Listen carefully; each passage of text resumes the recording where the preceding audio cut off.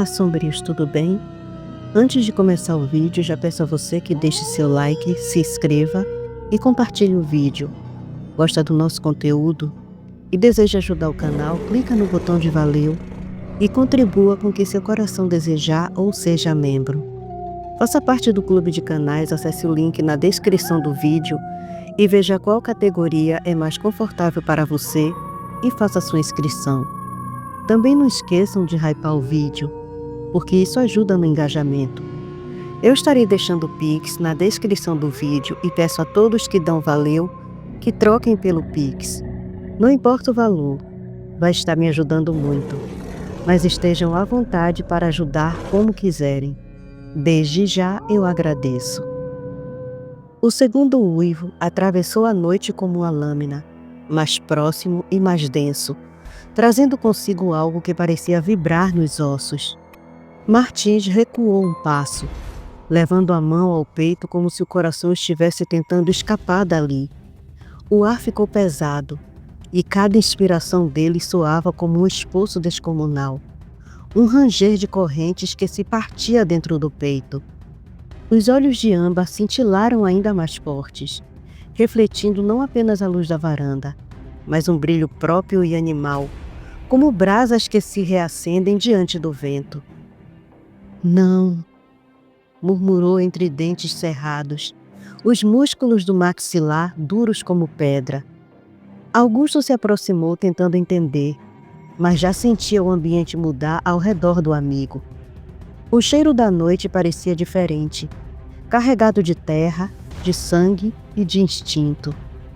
Martins tombou para a frente, apoiando as mãos sobre a mesa de vidro, que tremeu sob o peso.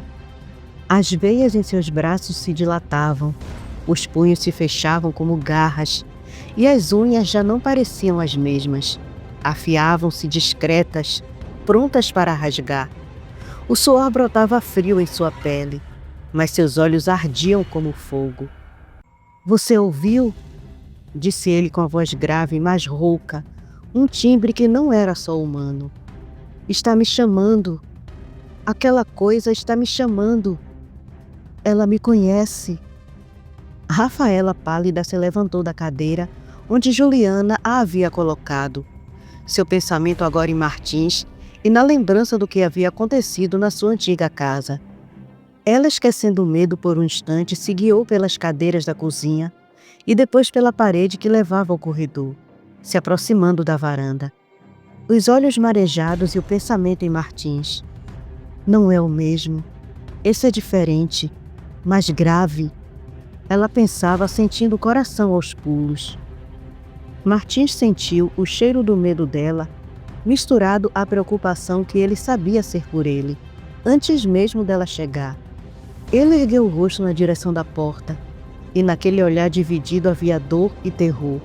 Parte dele queria correr para a mata, e por motivos que ele desconhecia, queria responder ao chamado primal que fazia seu sangue ferver nas veias.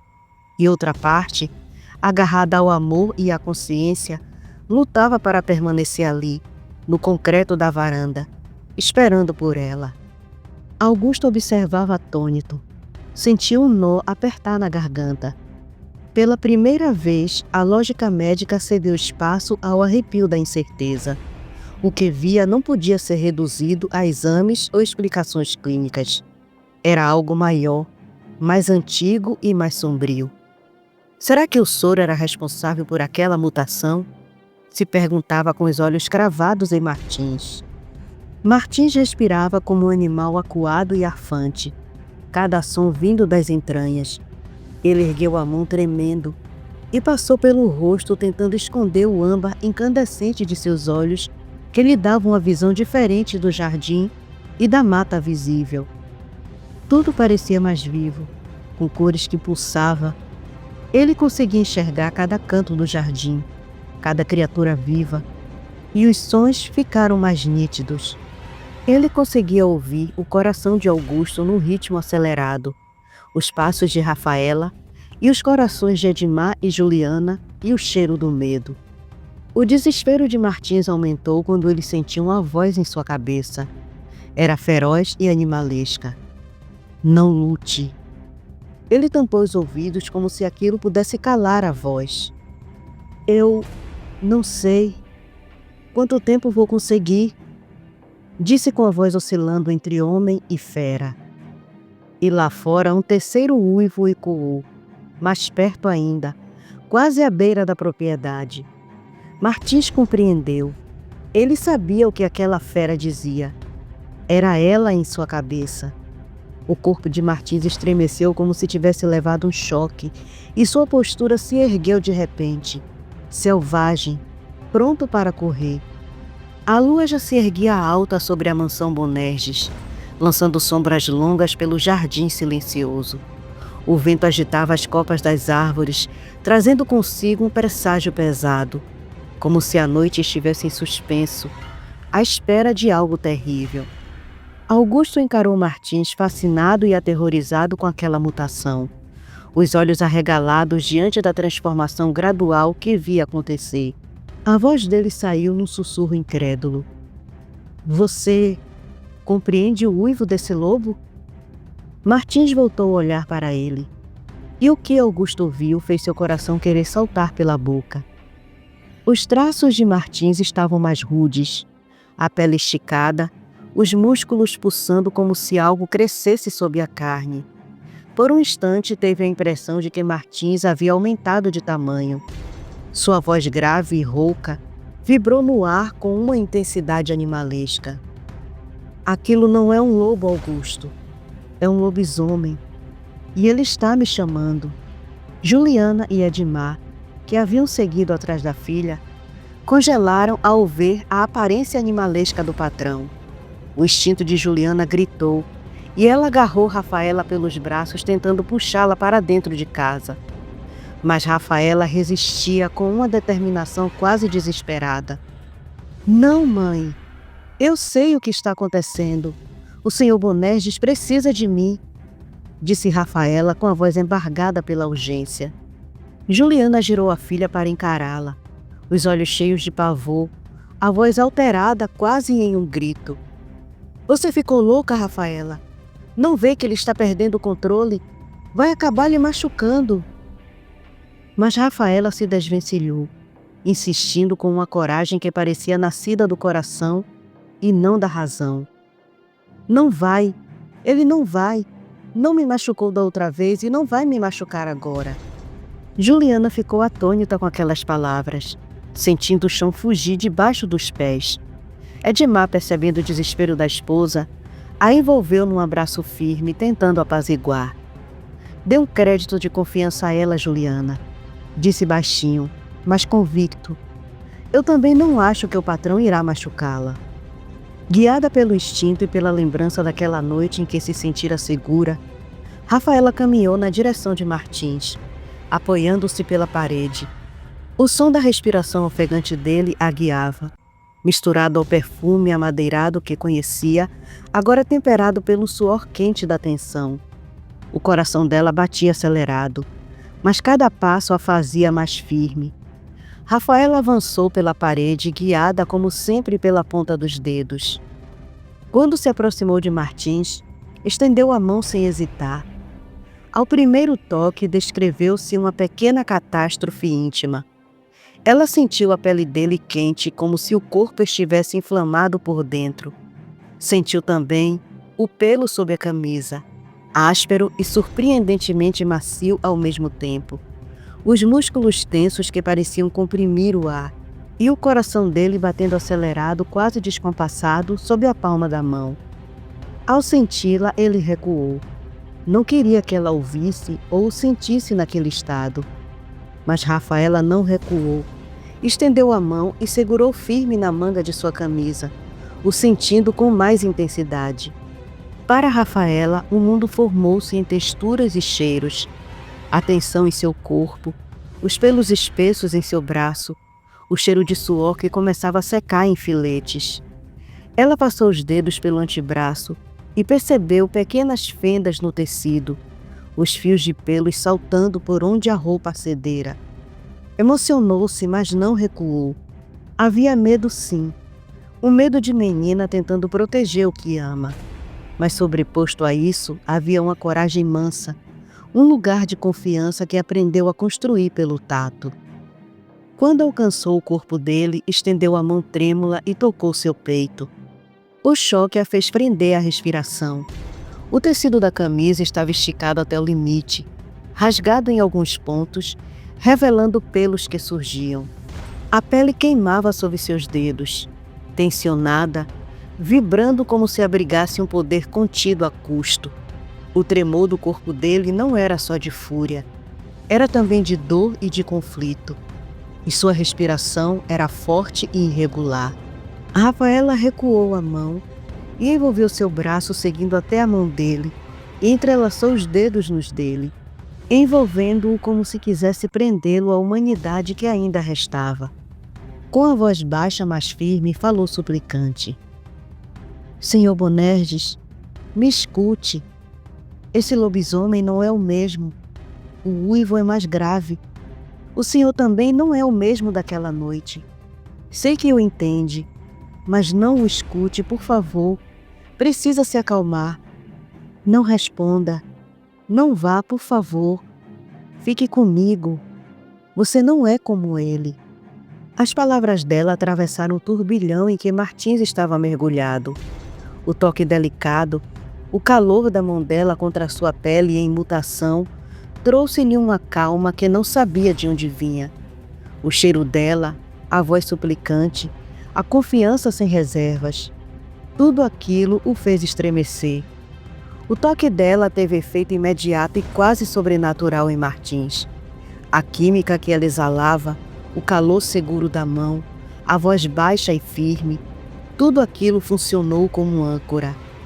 Ele sentiu os ombros perderem um pouco da tensão e o peito não comprimir tanto. As pulsações desordenadas ganharam um ritmo que não era o da fera, e uma consciência, frágil e humana, voltou a ocupar seu corpo. Ele envolveu a mão dela com a sua, mesmo quando as unhas já haviam crescido afiadas por baixo da pele. Ele a protegeu com um gesto de ternura.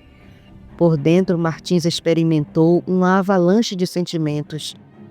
Gratidão por ela estar ali sem medo, vergonha por temer o que poderia fazer e desejo, porque a proximidade acendia algo instintivo e humano ao mesmo tempo, e medo profundo, medo de perder o pouco controle que lhe restava.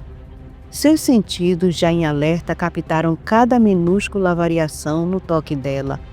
A textura da pele, o tremor, o cheiro do sabão que ela usara ao lavar os pratos, o perfume dela que o acalmava. Esses dados simples foram o que o puxaram de volta do precipício. Martins fechou a mão sobre a dela, mesmo naquela forma já tensionada, entre o humano e o inumano. O gesto surpreendentemente delicado era uma âncora, e sua voz grave e arrastada soou quase suave. Vamos entrar. Guiou-a para dentro com um cuidado reverente, segurando-a por um instante mais do que o necessário, como se quisesse gravar o calor dela na própria pele. Augusto os seguiu em choque, e ao passarem pela porta diante do olhar atônito de Juliana e Edmar, ele deu ordens rápidas e firmes. Feche a casa, Edmar. Tranque portas e janelas. Aconteça o que acontecer, ninguém sai. Ao cruzarem a sala, Juliana e Edmar os observavam petrificados. O pavor estampado no rosto de Juliana era quase palpável. Ver a filha tão perto de um homem que já não parecia totalmente humano lhe feria o coração. As palavras da própria mãe ecoaram em sua mente como uma sentença esquecida. O filho dos Bonerges é um bicho. Engolindo em seco, Juliana conteve o impulso de arrancar Rafaela dali, temendo que um gesto brusco desencadeasse o que Martins tentava segurar. Edmar e Augusto se moveram com precisão prática, apesar da tensão e terror. Duas presenças distintas diante do perigo. Um homem que confiava no patrão e outro cuja curiosidade científica lutava contra o pavor. Eles correram pelo corredor, fechando dobradiças, conferindo fechaduras. Augusto, ainda com o olhar absorto naquela metamorfose que assistira, Ajudou a trancar as janelas com as mãos um tanto trêmulas. Juliana, estacionada na sala, observava a cena com o rosto desfigurado pela preocupação. A mãe temendo a própria filha, a filha se recusando a ceder, o homem que amparava a esperança e o medo em iguais medidas. Quando Edmar e Augusto terminaram, Martim já estava mais calmo. A presença de Rafaela funcionou como um freio. Ele se levantou e foi ao escritório e, quando voltou, trazia consigo 3 espingardas calibre 12, antigas, mas bem conservadas. Eram de seu pai, que carregava consigo para emergências. Entregou uma a cada um dos homens. "Vamos nos dividir", disse firme, o tom de autoridade devolvido. "Cada um fica numa janela", disse com a voz já mais firme, vestígios do dono da casa e do protetor. "Cada um fica em uma janela. Se aquela fera invadir minha propriedade, estarei no meu direito de reagir. Não hesitem. Atirem ao menor sinal de invasão." Havia na ordem a combinação de autoridade e medo. Era um comando que buscava transformar pânico em disciplina. Augusto, colocando a arma no colo, olhou para Martins com os olhos que misturavam respeito e compaixão. Edmar, com a arma firme, sentiu o peso da responsabilidade pelo bem-estar de sua família. Juliana, agora abraçada à filha sentada no sofá, tremeu ao ouvir aquelas palavras, ainda presa à imagem da filha envolta nos braços do patrão. Rezou baixinho enquanto as mãos tremiam. Rafaela, por outro lado, estava calma, com a certeza absoluta. Se havia uma fera dentro de Martins, ela não tocaria em ninguém dentro daquela casa. O silêncio não durou muito. Do lado de fora, a noite parecia mais densa e pesada, como se cada árvore do jardim da mansão Bonerges guardasse um segredo. O vento arranhava as vidraças, trazendo consigo o farfalhar inquietante das folhas. De repente, o som seco de algo sendo arremessado contra o chão quebrou a calma tensa. Os 3 homens instintivamente ergueram as espingardas. O clique metálico do engatilhamento ecoou no salão como um prenúncio sombrio. Cada um se posicionou junto às janelas, o coração acelerado, os olhos fixos no breu que envolvia a propriedade. Edmar foi o primeiro a distinguir a forma estirada no chão, iluminado pela fraca luz das lâmpadas externas. A voz dele vacilou entre a surpresa e o horror. "Mas é o secretário de segurança, o senhor Quintela." Martins estremeceu ao ouvir o nome.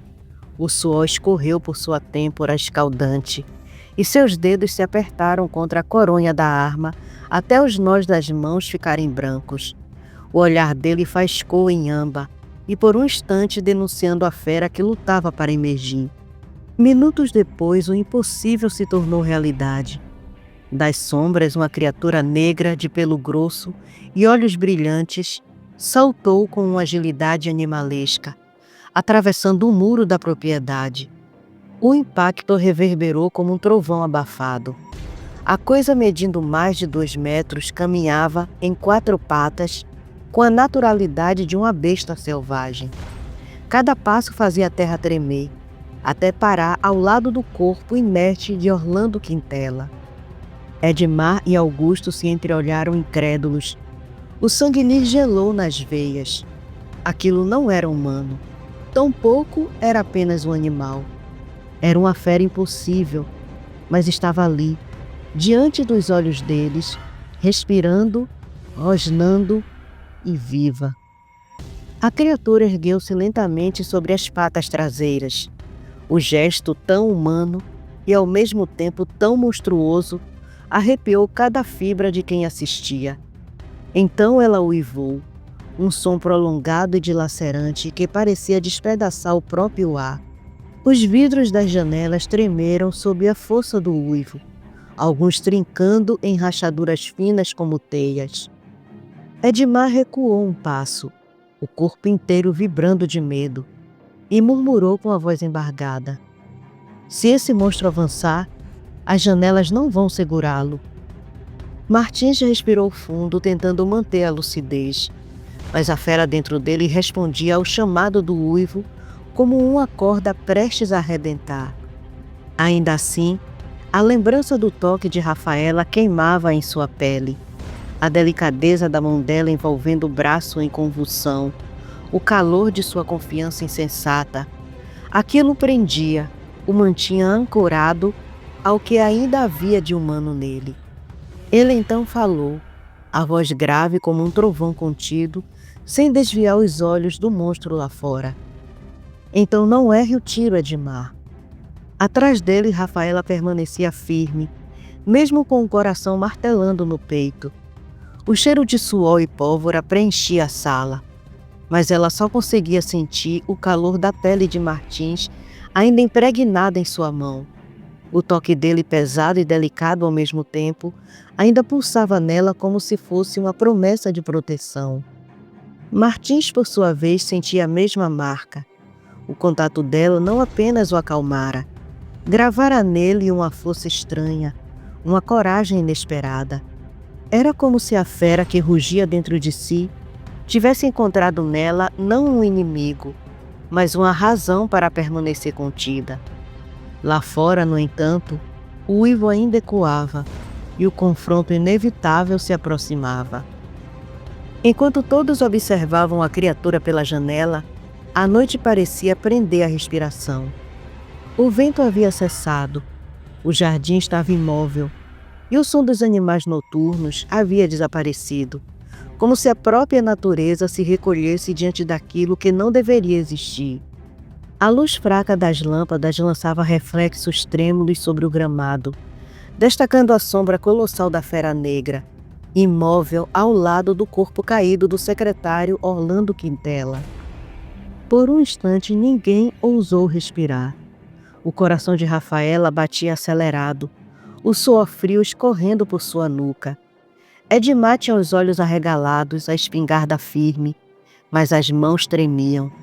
Juliana mal piscava segurando a filha com força, tentando conter o impulso materno de arrastá-la para longe dali.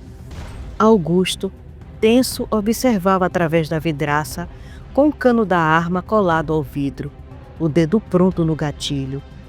Então um som fraco e humano quebrou o silêncio. Socorro! Me ajudem, por favor! O secretário de Justiça ainda estava vivo. A voz rouca e trêmula de Quintela atravessou o medo como uma navalha, e os olhos de todos se voltaram para ele. O homem tentava se arrastar, o rosto coberto de sangue, os braços tremendo. Augusto foi o primeiro a reagir, a voz firme, mas o olhar denunciando o pavor que sentia. O que faremos, Martin? Martins estava em silêncio. Seu olhar duro e fixo não se desviava do lobisomem do lado de fora. Ele não era uma fera completa, mas compreendia com um instinto cada gesto daquele ser impossível. A respiração ritmada, o peso do rosnado, o movimento dos ombros, o olhar faminto e ao mesmo tempo contido, tudo aquilo falava uma língua que ele, de forma inexplicável, entendia. Era como se uma memória adormecida dentro dele despertasse, algo que não vinha da mente racional, mas da própria carne, das entranhas que o soro de Augusto havia transformado. E naquele instante Martins compreendeu que a criatura não queria matar o secretário. Não era um ataque, era um recado. Para espanto de todos, Martins baixou lentamente a arma. O som metálico do gatilho sendo desarmado soou como um trovão no silêncio sepulcral da sala. Martin? Murmurou Augusto, sem acreditar no que via. Martins deu um passo à frente, destrancando a janela. O estalo do ferrolho pareceu o rugido de uma sentença.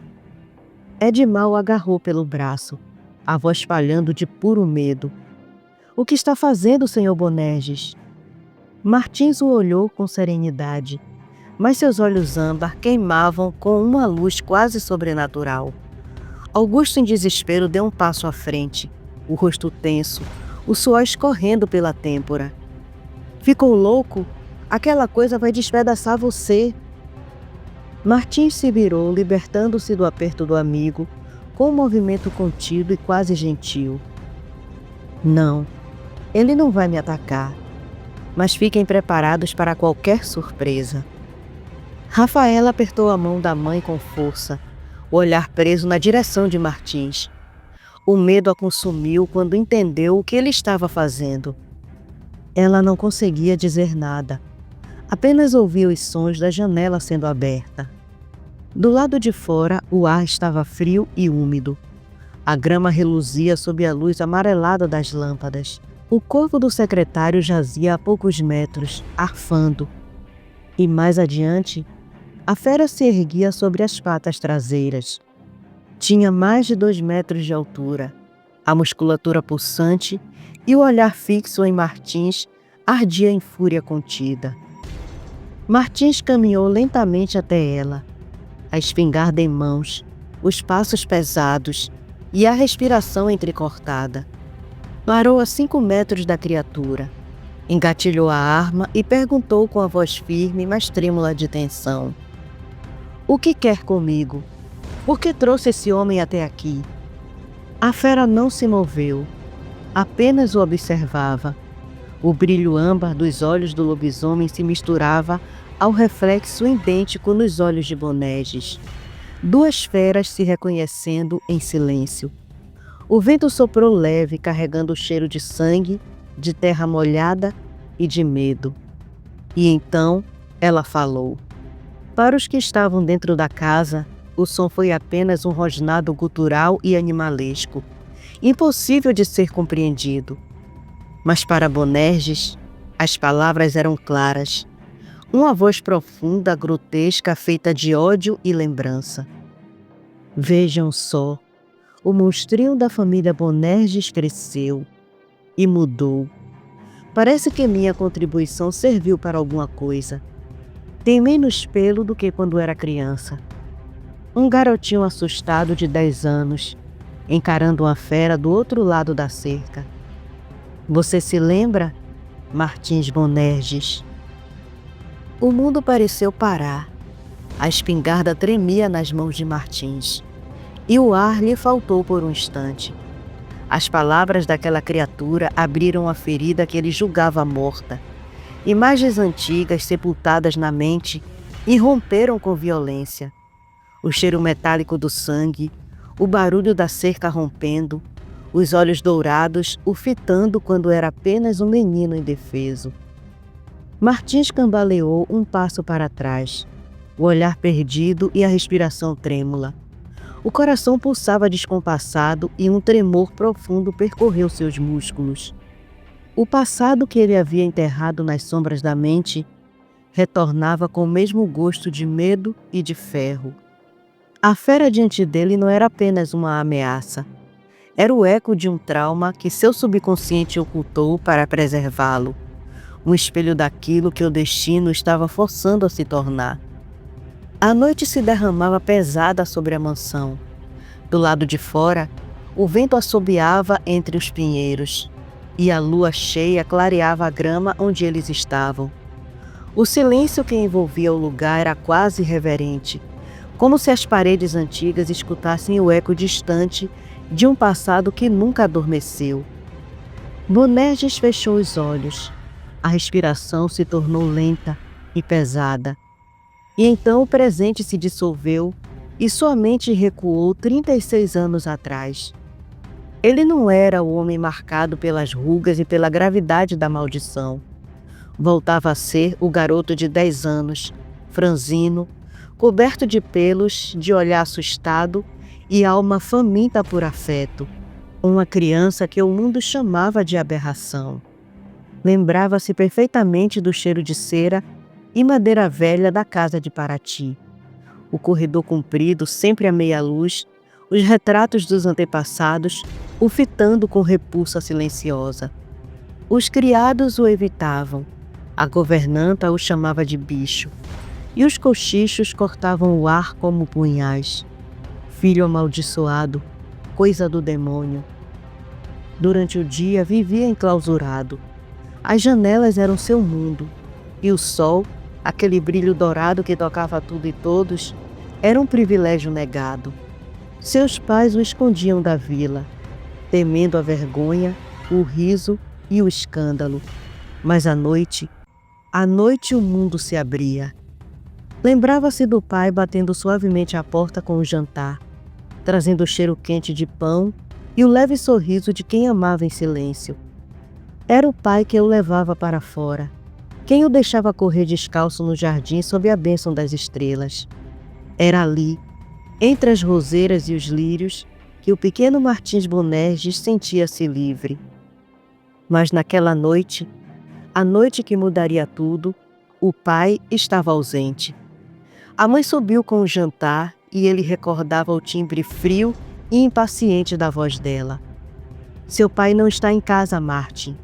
Hoje você não poderá sair. Estou ocupada e não vou poder levá-lo. O tom seco e frio o feriu mais do que qualquer palavra cruel. Ela nunca o levava, da mesma forma que nunca levava seu jantar. Aquele dia foram a exceção. Ela nunca o olhava de verdade. Para ela, ele era um fracasso materializado, o erro que carregava no ventre e que jamais perdoou. Passava os dias trancada e dopada, tentando esquecer que tinha um filho que o mundo chamaria de monstro. Mas naquela noite, ele saiu mesmo assim.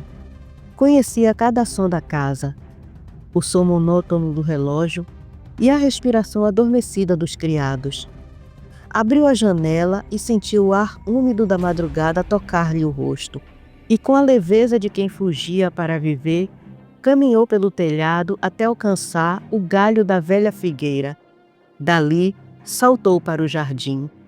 O contato da grama fria com os pés o fez sorrir.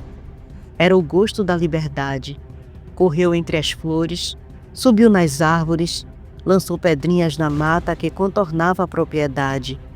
O riso infantil se misturava ao som distante dos grilos, e por um breve instante, ele esqueceu que era diferente. Quando o cansaço venceu, deitou-se sobre a relva úmida. A lua cheia o observava do alto, redonda e majestosa, brilhando como um olho divino. E foi então que o som seco veio, um estalo forte, metálico, vindo da cerca. Ele se levantou curioso e correu até lá. Do outro lado, na sombra da mata, uma figura enorme e peluda se movia, curvada sobre algo que gotejava sangue. O cheiro era insuportável, ferroso e quente. Martins subiu na cerca tentando enxergar melhor. O que viu o congelou por dentro. Não era um homem, nem um animal. Era uma fera. E Martins já havia lido muitas histórias para saber que aquilo era um lobisomem. E ele estava devorando um corpo humano. O pequeno Martins quis fugir, mas o horror o paralisou. Os olhos da criatura, dois faróis amarelos, o encontraram na escuridão. Em um salto, a besta o agarrou pelo braço. O toque era como ferro em brasa. A fera rosnou confusa com o que via. Aquele pequeno ser, por fora parecia um animal, mas cheirava a humano. Antes de soltá-lo, cravou os dentes em seu ombro. Mas aquela boca enorme com dentes afiados não perfurou apenas o ombro, mas o peito, parte das costelas e suas costas. A dor foi indescritível. Ele sentiu os dentes atravessarem pele, músculo e ossos. Ouviu o som das costelas cedendo. Gritou com todas as forças, e o som ecoou como um lamento doloroso. A fera o largou. Martins caiu na grama, o sangue escorrendo quente pelo corpo pequeno e tremendo. A última coisa que viu antes da escuridão engolir foram aqueles olhos. 2 sóis do inferno, o fitando com fome e pena. Depois disso, as lembranças vinham em pedaços. A voz desesperada do pai, chamando seu nome, o choro da mãe, os gritos dos empregados, o barulho de portas batendo, o grito de pessoas do lado de fora da casa e o som do carro saindo às pressas da mansão. Quando acordou vários dias depois, não estava mais em Paraty. Estavam em São Gonçalo do Rio das Pedras, uma cidadezinha antiga de ruas de pedra e cheiro de terra molhada. Foi ali que cresceu, longe dos olhares e das perguntas. Foi ali que o menino ferido se tornou o homem que agora, à luz fria da lua sobre a mansão Bonerges, revivia a própria maldição. E ao abrir os olhos no presente, Bonerges percebeu que a lua continuava lá, redonda, observando, a mesma testemunha da noite em que nasceu o monstro dentro dele.